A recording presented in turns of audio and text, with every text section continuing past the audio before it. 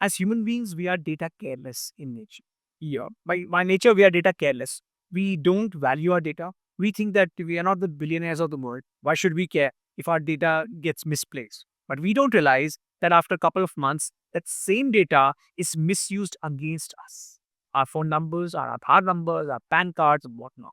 If as with the case means to anything, you have to prove yourself like you're not guilty. Whether you have done it or not, that's the second question. But first, you have to prove it. And in this case, when I talk about this law, unfortunately, a lot of corporates they don't know where their data is. Right. It's misplaced, right? And we have, unfortunately, again, we have made cloud our junkyard. All the data is on the cloud, and we don't know that what kind of data is there. Number one, number two, is it even systematically aligned or not? So these are some questions that we have to understand, and that's why with the coming up of this law, a lot of I am expecting a lot of litigation issues will be there. So let's say driverless cars, right? We are also getting those in India. Let's say a person has a driverless car and the person is driving. The person is sitting on the passenger seat and suddenly he sleeps and the car is moving. From the front, there is a truck that is coming. Now, the truck is of sky blue color and it camouflages with the sky. Okay. So, and obviously, AI is not able to detect and accident happens. And in this case, who's like? Is it the, is it the company owner? Is it the engineer behind the driverless car? Or is it the customer? Here's the catch. A lot of people who have, sued OpenAI. The best part is, and I also asked the same question. Have you ever read the terms and conditions of what you're using? Unfortunately, no. And OpenAI's terms and condition policy is quite transparent. It simply says, if you are, if you are interacting with me, your data is mine. You're consenting that. Oh, wow. And obviously, we don't want to waste our time, right? So we don't read the terms and conditions. We just click the OK button. Yes, I accept. And this is not about OpenAI. This is about every other app. Use WhatsApp. Okay, WhatsApp is it's part of our lives now. Yes, but we don't know the terms and conditions of WhatsApp. And then when something happens, then we are shouting that, oh, our data is, not private, data privacy, this and that. That's why I say the harsh reality is that data privacy in today's times has become a huge joke. And honestly speaking, it's fulfilling from compared to codes. I would be very much honest. Mentoring is much more satisfying. Oh, you're right. Because you are first of all empowering. Number two, you see the results straight away. And that feeling of when the person, your student, is getting the result, whether it's a corporate training, whether it's a one-on-one training, you can't mention that in work. But what is super intelligence? Yeah, what is it? Well, AI has different levels. So right now, today we are standing at this level. Super intelligence is the topmost level, and by definition, super intelligence is that form of AI which is able to do those things which are beyond our imagination. Beyond, I'm not saying beyond our capacity, beyond that imagination. So this is somewhere close to Rajnikant's movie Robot. Somewhere close to, I'm not saying completely, but somewhere we are going in that direction. A couple of tips, not just tips, I mean, these are some principles that one has to keep in mind. Number one, take data and compliances seriously. If specifically if you are a corporate. Number two, don't be careless with your data. But this is with regards to people. And number three, always believe that you are two steps behind of technology, of criminals as well. Yes. Why am I saying that? Because criminals are working 24/7 to find the loopholes in the system. And if we believe that, okay, criminals are two steps ahead of us, we will not be, will not be complacent, number one. Number two, we will always be alert. And if we are alert, then most of the cyber crime, if you're alert, you will try to get more aware. And during that time, when that cybercrime is taking place with you, your alertness will play a huge role in safeguarding yourself. Hi, everyone. This is Vivek Srivastava. Welcome to my channel. And today we have for you a special guest episode. We have Saakshar Duggal with us.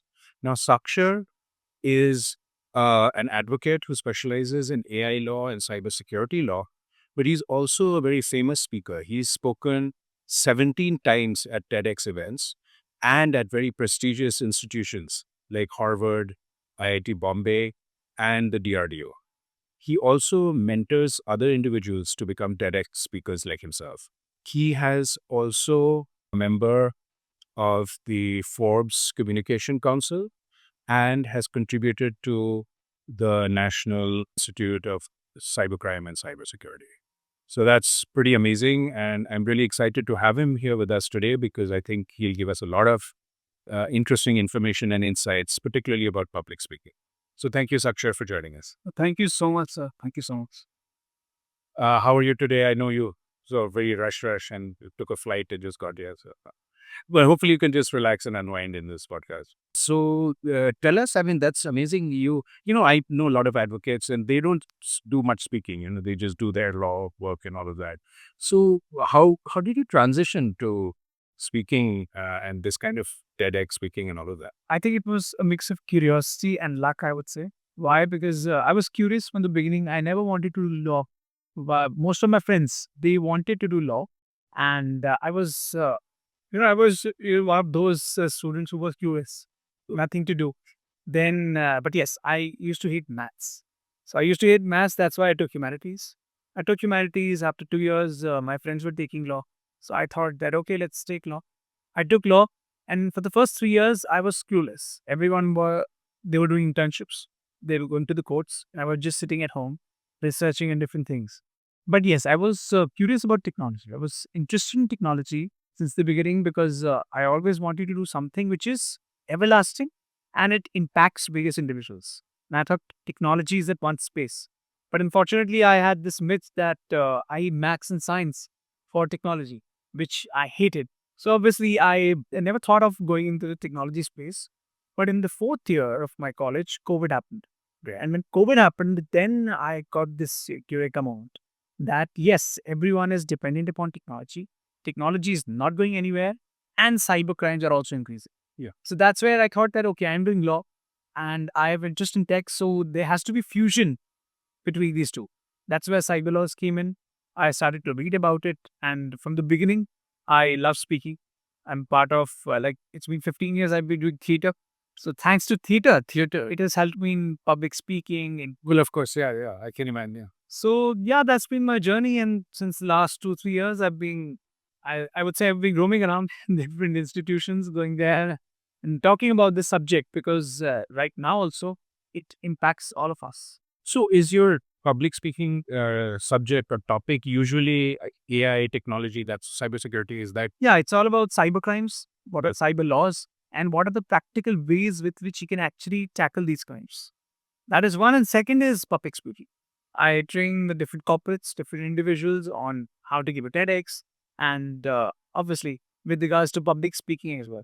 But if I have to weigh the odds, well, then it's I think 70/30. Yeah, it's 70/30. 70% is cyber crimes. Why? Because it impacts everyone and different institutions, corporates, government. They are interested to know what are these crimes and what are the ways with which we can actually mitigate that. interesting? Wonderful. Did you really kind of fall in love with this public speaking part of it, or when you discovered it, or it was just something that you just kind of got into bit by bit, or was it just like a eureka thing? I think that, again, thanks to theater, I was in practice of public speaking, body language, voice modulation, but I never realized that. And suddenly, when I got the opportunity to speak, so that's where I thought that yes, this is one thing, and this is common. For example, in court, I speak, in theater, I speak, Right. in with clients, also I'm speaking. So speaking is common. Yeah. And if speaking is common, then it's my responsibility to work upon that craft. So yes, if you say love, I'm very much passionate about it. Nice, nice, nice. I'll definitely want to learn more about the finer aspects of speaking and all of that. Like any tips and tricks that you might teach us, the viewers. Because yeah, I agree with you. It's very, very important nowadays to be able to. Basically, it's communication and to communicate with others, get your point across, make the sale happen, make it's the difference between success and failure. Really, communication. Now, let me ask you about the AI cybersecurity. So, what do you feel about the laws currently in place today, and kind of what needs improvement? And possibly you could even also say differentiate between say India and say the other country like US, UK. So, well, if I talk about globally, fortunately, there have been a couple of countries who have struck up this initiative of bringing laws. USA, China, now Taiwan also. Today only Taiwan has said that they will get their own AI law by mid of 2025. So different countries are taking fruitful steps, I would say. But at the same time, somewhere or the other, I feel that we can't afford to be complacent. Just because you brought a law, that doesn't mean that you will just sit and relax for the next 10 years. Because AI is moving at such a rampant pace that almost every other day you are listening to something else, something or the other is happening. For example, we are sitting right now for an hour, and after an hour, something or the other is happening around the world with respect to technology. Yes. When I talk about India, yes, we have come up with different laws such as the Digital Person Data Protection Law, but we don't have a law for AI, which I feel should be our topmost priority, because India has become the hub of cybercrimes in the whole world. Really? And there is a basic logic behind it. The most populous nation in the world, large amount of youth. The youth is there. Right. There is a startup boom in India right now. Right. And it's one of the topmost growing economies in the whole world with a positive sentiment. For example, companies trust India. They want to invest in India. Now, if all the companies, all the individuals are in India, obviously, for cyber criminals, it's a paradise. Right. It is a paradise, and plus, to top it all, people are not aware. Yes. So it's easy to defraud them. Yes. Particularly, the lack of education. Exactly, lack of awareness, Or the blind trust. I would also say that. So yes, unfortunately, there is no law right now, but we are expecting the Digital India Act to come in this year. The government has said that all these aspects, whether you say deepfakes, voice cloning, or all the aspects which are not covered in the present laws, will definitely be covered in the upcoming law. I actually attended about a month ago a informational session for the data privacy law. But one thing I did get from it is they're planning to bring it up, but it's been delayed multiple times in the past, and more than likely it probably will get delayed again. So, because I need to be aware about it for my own startup and to make sure my startup is compliant with all of that. But does it seem like it'll happen this year, or is there any sort of Fortunately, yes. really? It will happen this year, because right now government had just brought up the rules of Digital Person Data Protection Act, and after these rules, they have just said that within a couple of months this act will be live. And the biggest catch in this act is that the penalties are up to 250 crores. Yes. But I've mentioned up to. A lot of people say that no one will be able to bear this amount of 250 crores. But up to means between 0 to 250. Right. This can be anything depending upon case to case. But even if I'm suing a startup for 10 crores, that's more than enough. Oh, yeah. So therefore, this act has got the attention of different corporates because of this specific clause. And I think it's important also, because in India, not just in India, as human beings, we are data careless in nature. Yeah. By nature, we are data careless. We don't value our data. We think that we are not the billionaires of the world. Why should we care if our data gets misplaced? But we don't realize that after a couple of months, that same data is misused against us. Our phone numbers, our Aadhaar numbers, our PAN cards, and whatnot.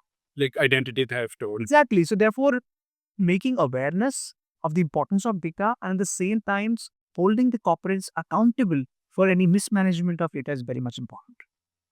One interesting question I had about that was how is it just kind of a accident treated the same as a deliberate avoidance of the law? So a corporate will knowingly, willingly did it to defraud customer. That's one thing, but another corporate just kind of didn't. When something happened, something went wrong, the server crashed, whatever, and then the breach happened. Are they looked at the same way by legally?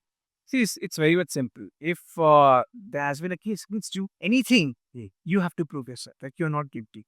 Whether you have done it or not, that's the second question. But first, you have to prove it. And in this case, when I talk about this law, unfortunately, a lot of corporates, they don't know where their data is. Right. It's misplaced, right? And we have, unfortunately, again, we have made cloud our junkyard. All the data is on the cloud, and we don't know that what kind of data is there, number one. Number two, is it even systematically aligned or not? So these are some questions that we have to understand. And that's why with the coming up of this law, I'm expecting a lot of litigation issues will be there. So how do businesses and even individuals protect themselves? Do you have any tips? Particularly, I would say for individuals, because a lot of our viewers maybe just be individuals. What are some good habits? Well, if we talk about good habits, one more question, in fact, this answer that I will be giving, there's another question that a lot of people ask is that AI is there, it's impacting every other industry, and our jobs are getting scarce. So what to do? So there is this framework that I have, which I call the SPA framework. Now it's not the SPA that we know, but yeah, these are the three principles that everyone, I repeat, everyone should adapt in their daily lives. Yeah. Number one is S, which stands for being skillful. Now, when they say skillful, obviously it's a mundane term. Everyone says be skillful and your future is secure. But we don't understand that what kind of skills are required in your industry. For example, you might be from a different industry. I'm from a different industry. Our skill sets will differ, but the problem is that we go in the herd mentality. If everyone is learning coding, then obviously we will also learn coding. Yeah. But you have to understand how AI is impacting your business, your line of work, and what skills are required to govern AI in the coming future. So that is skillful. P is predictability. Now, I'm not saying that you should become an astrologer and predict the future, but if you have knowledge, if you have skills, then you can at least make some informed hypothesis about where the industry is going, what are the trends in the future. Yeah. And based upon that, you can make informed decisions. And number three is adaptability, which is the biggest concern, I would say, because as human beings, we all like change. Yes. We hate change, yes. And in today's times, you have to learn and under. Right. I remember last year, a lot of people used to say that the prompt command engineering is the future. Okay. But it is important. It is important, but unfortunately now the companies, all these AI chatbot companies, they themselves are giving the prompts. So therefore, there is a big question whether prompt command engineering is required or not. So the moral of the story is that whatever you're learning, Right. you have to learn it, but you have to expect that it can go redundant by yesterday. Yes. So learn, unlearn, and be adaptive. Right. Keep learning and learning, keep going. That's just story of how it is. To be honest, I've been in the IT world for my whole life, my whole career, and it was like that 30 years ago. Not as fast, but very much the same principle that everything is changing, and you just had to keep updating. So I think we are seeing a live demo. Before COVID, we used to just say that, okay, things will change fast.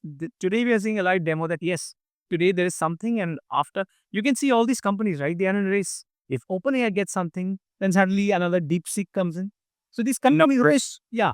Elon Musk and his Grok 3, and I haven't even had a chance to try it. That's one of my things to do in the very near future is to create an account in Grok and see what the fuss is about on that. But I agree with you. Yeah, it's just nuts, and particularly AI, just the way the speed with it is changing. Interestingly, for AI, what kind of laws come into place? Because see, I can understand the cyber security, identity, all that makes sense. But AI seems to be more like, I mean, it's just tools made by other companies. I'll just pay them their monthly fee and use the tool. So where is the sort of legal complication in all of that? There are a lot of legal complications, but the biggest thing is that it's not easy to get a law. It takes time, it takes a lot of deliberations. So practical tip that I personally feel that the lawmakers can adapt is that give AI an identity in the current law. Because the law recognizes a couple of identities, right? A natural person or a company, a living being or a non-living being.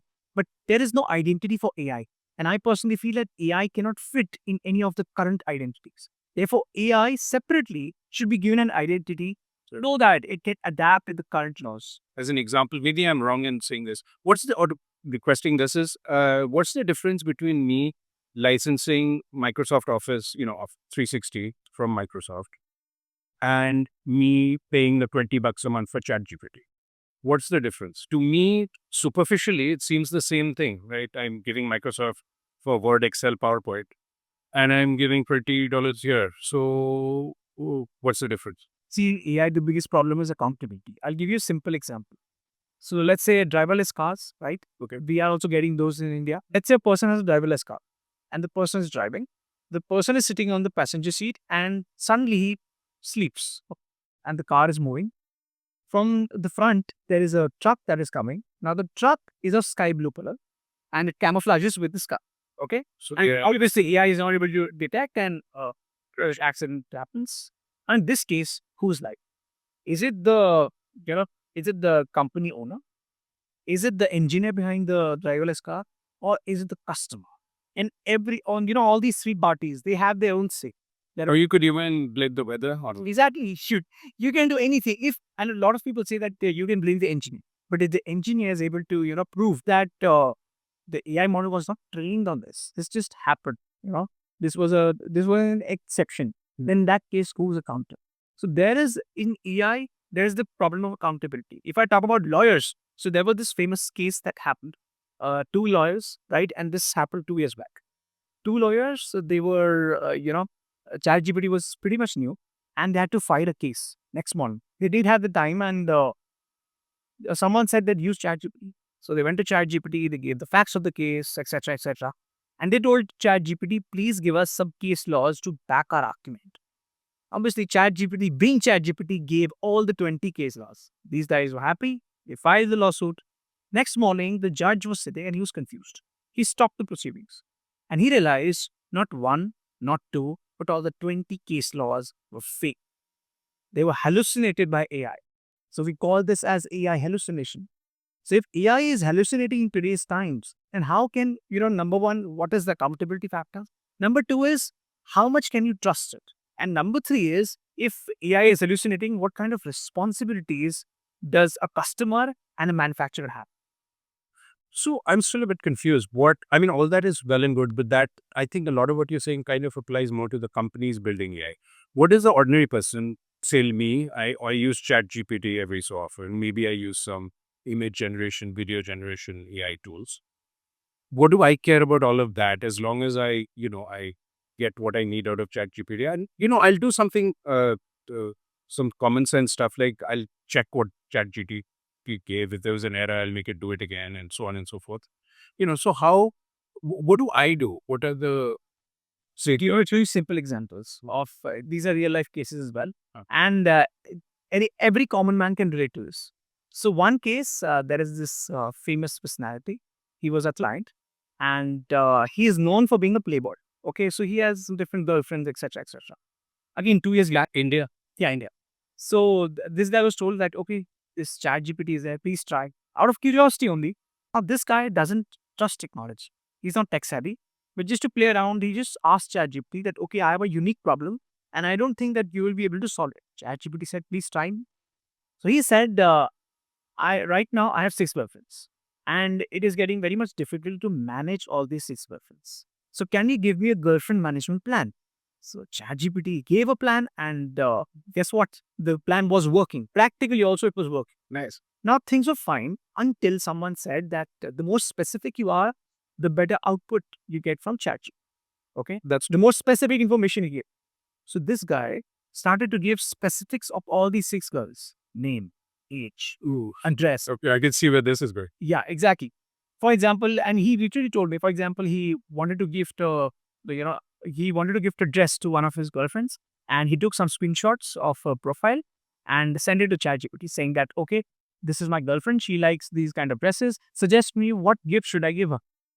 These kind of things. And he was training the data for more than 8 to 9 months every day. Now, one fine day, someone just got to know, and this person was jealous. So he told one of the girls about this, that your data is on ChatGPT. The girl never believed.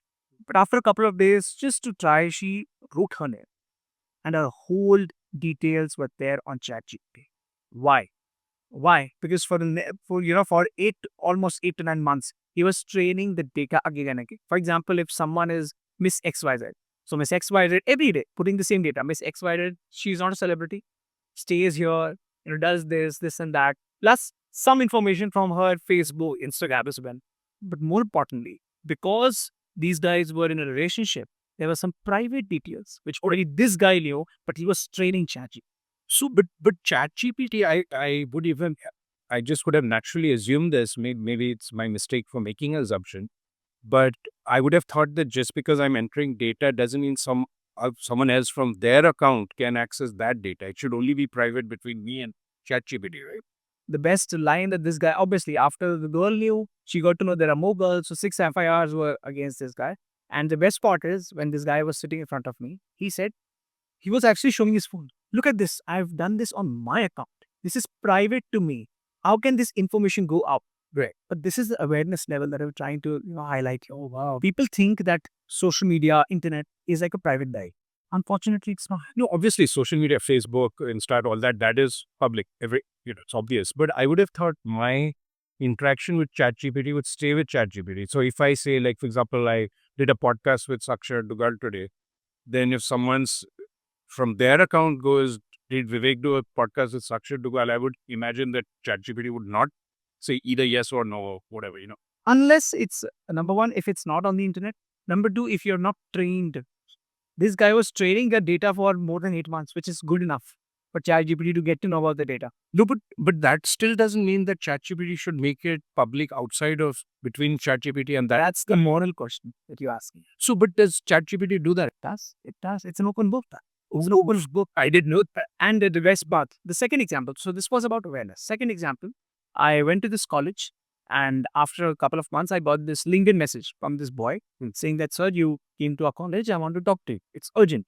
So I said, okay, tell me. So on a call, he says, sir, I've written a book. I said, congratulations. He said, but one publishing company has sued me. I said, why? I don't know, sir. They're lying this and that. I was like, what is the proposition? He simply said, sir, I just used ChatGPT. I made the whole structure of the book. But I gave the topics to ChatGPT. ChatGPT gave me the output. And with some tweaks, I made the book. Now, this publishing company says that one portion of my, in fact, almost a chapter from my book is from their current book, which is out there. So obviously, there is a copyright issue. And when I asked him, I told him that, see, what do you think? Like, how is ChatGPT generating data? So this guy says, sir, it generates on its own. I was like, but do you know where does ChatGPT has this data from? Like, what is the source of this data? He was silent. Because guess what? Initially when ChatGPT came in, there were a lot of, in US, there were a lot of copyright cases against OpenAI. Why? Because they had, without taking the consent of the specific authors of research papers, they took all the data. I think for years and years, it was just learning. It was, the stuff. More than 10 years. Yeah, 10 years. More than 10 years. Yeah, it was just in a state of learning and they weren't earning anything. And yeah, that's why it's called deep tech, because it takes a lot of time. But these two examples simply show us that how, what kind of impact AI can have upon us. Number one. Number two, and if we are careless. In both these cases, both these guys were careless, whether sharing the data or taking out the data. So you have to understand that in the cyberspace, nothing is for free. And if you're getting something for free, you have to be very much cautious as to where your data is. Right. Wow. Because in social media, it's the commodity is your attention is basically what so that's why they're letting you use Facebook, Insta, etc. for free, because they're getting attention and then advertisements and all of that, and that's how they earn. But in here, what they're doing is, I think they're using you as kind of a library, like whatever. The best part is we are the ones who are training ChatGPT. Yes, right now throughout the world, people think that it's just personal to me. I'm just asking one question, but add that one into millions of users who are just constantly training ChatGPT 24/7. Wow. Yeah. So here's an interesting thing, and I don't know if you even know the answer to this. Supposing I were to go to ChatGPT and say, hey, make all our interactions private and all the data I give you private, make it only between us and do not let it out to the rest of the world. Will ChatGPT do that if I instruct it to? So the best part is I like to do time pass with ChatGPT. Okay, I ask these silly questions. So once I just asked that, what do you do with my data? So he said, ChatGPT said that, yes, I use it for my own purposes for research. Yeah. I said, what is the true purpose of my data? And he said, this is confidential. I can't say. This is against our company guidelines. So when you ask these kind of questions, the same question that you asked, I think I asked ChatGPT almost 2 to 3 months back, the same answer. It is against our guidelines. I don't know this answer. Unfortunately, I am not in the capacity to answer it. No, I guess, we can't expect ChatGPT to answer it. Maybe someone needs to ask that to the representative of OpenAI, the company itself. Here's the catch. A lot of people who have, sued OpenAI. The best part is, and I also asked the same question, have you ever read the terms and conditions of what you're using? Unfortunately, no. And OpenAI's terms and condition policy is quite transparent. It simply says, if you are interacting with me, your data is mine. You're consenting that. Oh, wow. And obviously, we don't want to waste our time, right? So we don't read the terms and conditions. We just click the OK button. Yes, I accept. And this is not about OpenAI. This is about every other app. Use WhatsApp. Okay, WhatsApp is part of our lives now. Yes, but we don't know the terms and conditions of WhatsApp. And then when something happens, then we are shouting that, oh, our data is, not private, data privacy, this and that. That's why I say the harsh reality is that data privacy in today's times has become a huge joke. Because if you are careless about your data, then how can you expect the other company or the other person to protect your data? Great. And are the other GPTs the same, like DeepSeek, Grok, etc.? They have all the same policy then. The motive is same. The motive is same. They want data. It's more like a data machine for them now. Yes, repository of data. Exactly. Wow.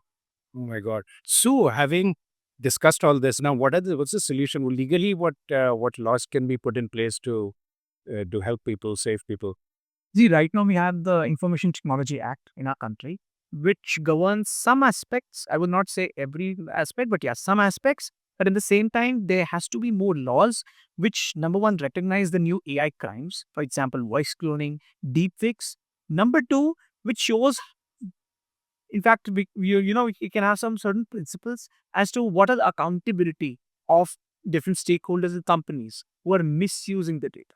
And number three is harsh penalties. Because I personally believe if the law doesn't have harsh penalties like this DPDP Act, it has two up for B crores. That's why people are scared. But if these penalties would have been just 1 crore or 50 lakhs, people would not have, companies would not have bothered. Therefore, high penalties are required. But the biggest thing that I say is we should believe in the principle of cyber auditing. What is cyber auditing? Like in companies, in our daily lives, we do auditing in our lives. We check where are we going wrong, where are we going right. The same should be done with laws. Amendments happen in years, but auditing can happen after every 6 to 8 months. And that is required because the kind of speed at which things are going and moving, you can't expect that, okay, we have a law today and it will, be there for at least 5 to 10 years. Different things are coming up quickly, therefore, auditing is required. And our laws should be able to adapt with current situations. I'm just thinking now after I after hearing all this, it's so obvious. But prior to that, I didn't give it a thought because I'm just kind of running along in my own life and all the busyness. Um, I find ChatGPT quite useful, but of course, I don't want my data to become used that way. So, what is the solution? Is there any way I can use any AI tool without this sort of thing happening? Or Just be mindful. It's very much simple. See, I am also using smartphones. I'm a user of ChatGPT, but you're being mindful as to what you're putting out there. Yeah. Because whatever you're putting out there, it's your data. If you're mindful about your data, 90% of your problems, whether it's data protection, whether it's cybercrime, these get solved automatically. And if you know the certain red flags on the internet, for example, if something is free, it's a red flag. If it's too good to be true, then also it's a red flag. Right. If convenience is there, then somewhere or the other, hidden crimes will take place. You have to understand that. For example, UPI, okay, it's a convenience for us. But as soon as UPI came in, cyber crimes, thanks to these UPI, has increased. So therefore, if you understand these red flags and principles, I think 90% of your job is done. And these principles, these are just common sense. It's not something technical. People think that's a huge risk. People think that we need some technical knowledge or knowledge of laws to combat these situations. But if we just become mindful and not being careless with our data, that's more than enough. so, can a person, like in this case, like the example you gave of the guy with the 6 girlfriends, so is is is he considered legally guilty, even though he was kind of unaware that all this was going on? So, but I guess he agreed to the terms and conditions of ChatGPT. So, The welfare step, plus obviously, with respect to any law, if you are ignorant about the law, it's of no use. yeah, ignorance of law doesn't Exactly. excuse. You don't have a defense, right? Yes. So you should know what you're doing. And in the cyberspace, almost every day, whenever we get a case, the biggest problem is not the cyber criminal, but the person who has acted careless. Whether acting upon terms and conditions, whether believing in some stock market quick gains policy or something. I think we can just go on and on this AI and cybercrimes forever.